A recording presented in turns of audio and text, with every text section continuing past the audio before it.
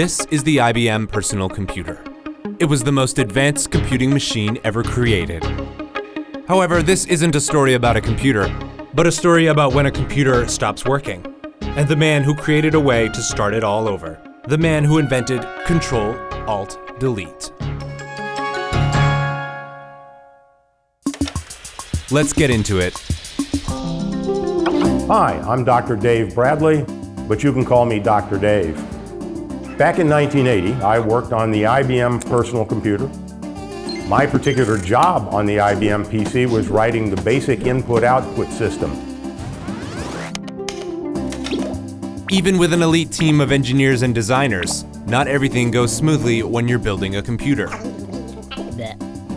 We had programs that ran most of the time, but when they failed, the only way to reset the system was turn the power off, wait a while, turn the power back on, and it would go through a very long self-test.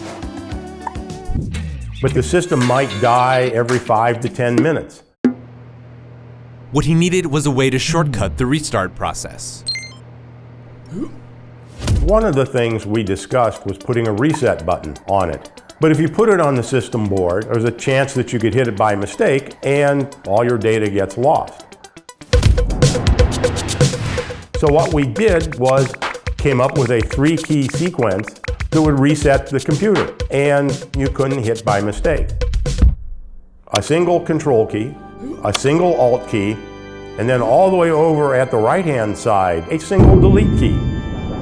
When you hit that Control-Alt-Delete, you're deleting everything that you're working on right now and starting new. I was also able to skip over many of the tests. So instead of taking a minute or two, it was 10 or 15 seconds.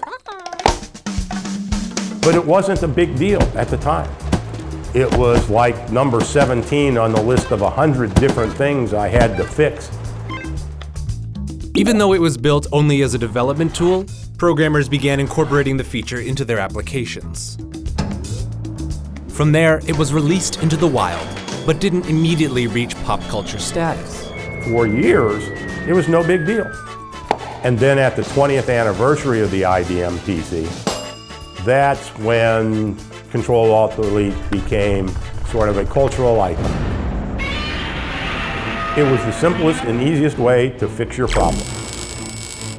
Hit Control-Alt-Delete, start all over. Despite all this, Dr. Dave doesn't think much of this contribution to computing history.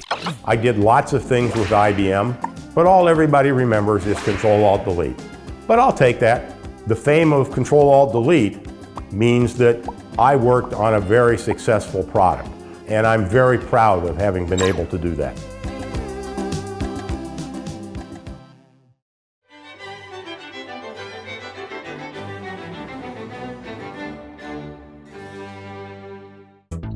There are 43 quintillion possible combinations. Now imagine you have no websites, no books, and no one to show you how to solve it, because you invented it. But you didn't invent the Rubik's Cube. This guy did. My name is Rubik. I was born here in this beautiful city of Budapest. It was 1974. 30-year-old Erno Rubik was just beginning his career in academia. I was lecturing design and architecture. It was very similar in age with the students. I was very ambitious to find new ways to teach them, especially about space and 3 dimension. I made a cube as a teaching aid and for myself to learn something from it. Once the physical cube was put together, Erno began hunting for its secrets. The question was not it is possible to solve it, but the question was it is possible to find a method to do that. There is 26 small cubes. It looks the same, but in the structure of the cube they have different rules. Erno racked his brain for a strategy, twisting and turning the cube in his hands and his head to unlock his creation. After I started to understand the nature of the structure and the movement, I found the way for a solution. It's not a straight way. And after a month, he cracked the code. But the story doesn't end there. I had the feeling, the potential of the object. I found it very simple to manufacture, and the result of that, it can be an object that is available for everyone. In 1980, Erno would finally bring his cube to the world. And from there, it took off, becoming one of the best-selling toys of all time. Because of the content of the cube, the world discovered it's not a gadget. It's something that is more valuable, more long life. And after almost 40 years, Rubik's Cube has seen a comeback, with hundreds of competitions every year across the world. For Erno, the cube that bears his name is more than just a toy. It's a reminder to never give up. There is always a way for a solution. There's always a way to find something else, something new, something different, or find the result of your work. If today is not everything is good, it doesn't mean tomorrow cannot be better. Depends on you.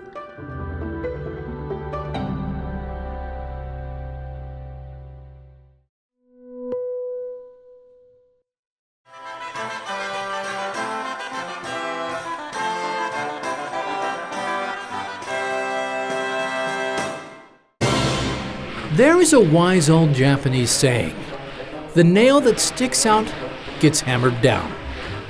Well, down in Tokyo, there's one nail that sticks out just about as far as you can imagine. An inventor known across the country, a mad genius with a staggering number of patents. 3572正確にはトーマス・アルバ・エジソンの3倍だ。 That includes a wig for self-defense.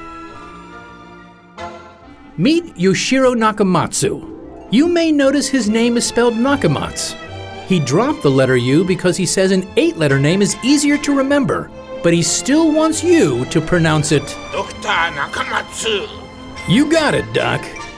Dr. Nakamatsu's quirky inventions brought him worldwide recognition.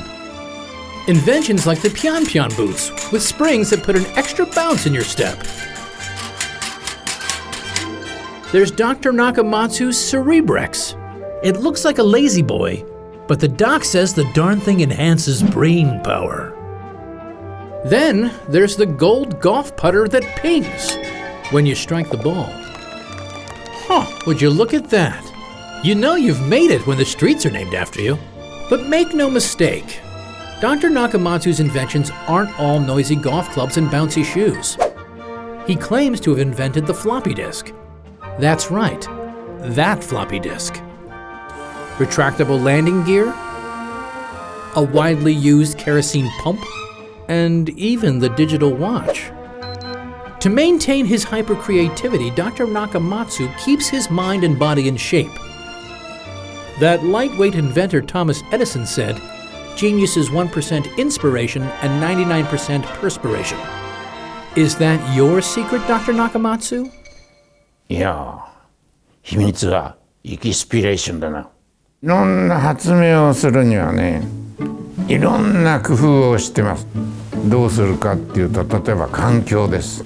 正の部屋、スタティックルームまたはカームルームと、それと壁が全部金です。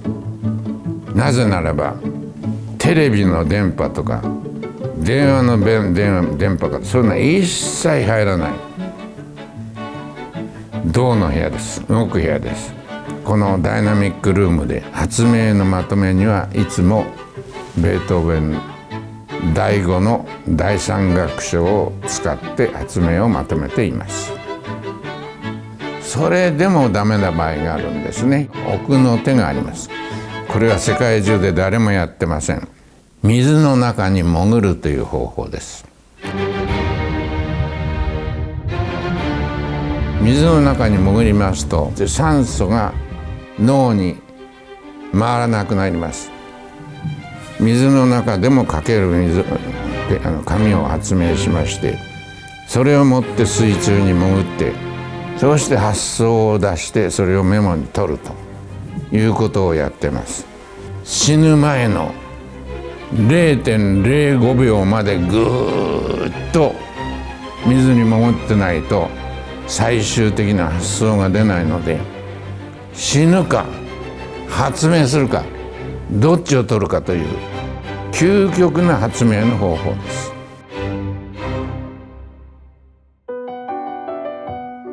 私は非常に難しいがんにかかりました。私は天に感謝しました。Dr. Nakamatsu saw the cancer as an opportunity.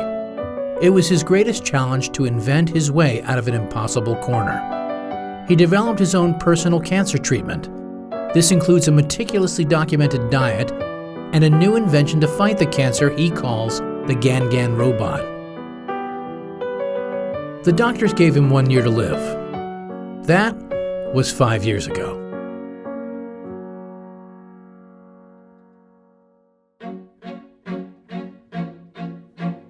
I am 91歳ですが、決して老人とは思っておりません。私は若くて、そうして幸せです。私が143になった時は、そろそろ死ぬのかなっていう心配になるかもしれませんけども、私は死ぬまで発明を続けるでしょう。なぜなら私は人々の幸せをもっともっと与えたいと思っているからです。それによって私は幸せです。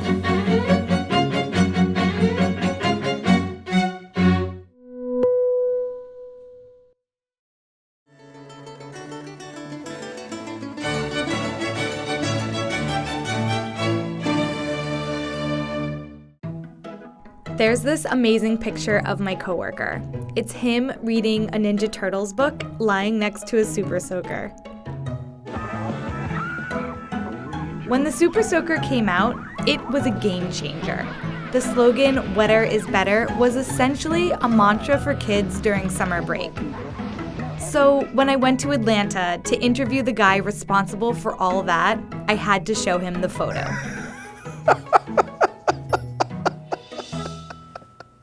That's funny. Lonnie Johnson invented the Super Soaker back in 1982. But that is not his only invention. Well, I have over 100 patents. Everything from the Nerf gun to a thermoelectric energy converter. He also worked on NASA's Galileo mission to Jupiter and alongside the US military. The first Super Soaker actually I made in my shop in my basement in the evenings when I would come home from work. And at the time I was actually working on the stealth bomber program back when it was highly classified. And I actually couldn't even tell my wife what I was working on during the daytime. It was that top secret. The original name for the Super Soaker was the Drencher. We ran into a challenge regarding the name because another inventor claimed it. So we changed the name to Super Soaker just to avoid having to deal with that. Super Soaker is definitely a way better name. When he started, Lonnie wasn't trying to create a toy for kids. I was working on a new type of heat pump that would use water as a working fluid instead of Freon. And I was experimenting with some nozzles that I machined. And I shot a stream of water across the bathroom and I thought, geez, maybe I should put this hard science stuff aside and work on something fun like a water gun. It still works. And this brings me back to a previous point. Lonnie Johnson is a super genius scientist. This is his lab. And this is what he's working on now. Yeah, right now I'm working on advanced battery technology. My goal is to develop a battery that will store about 3 times the energy of a lithium-ion battery. In comparison, the Super Soaker might not seem as hard science, but it was still a really, really important invention.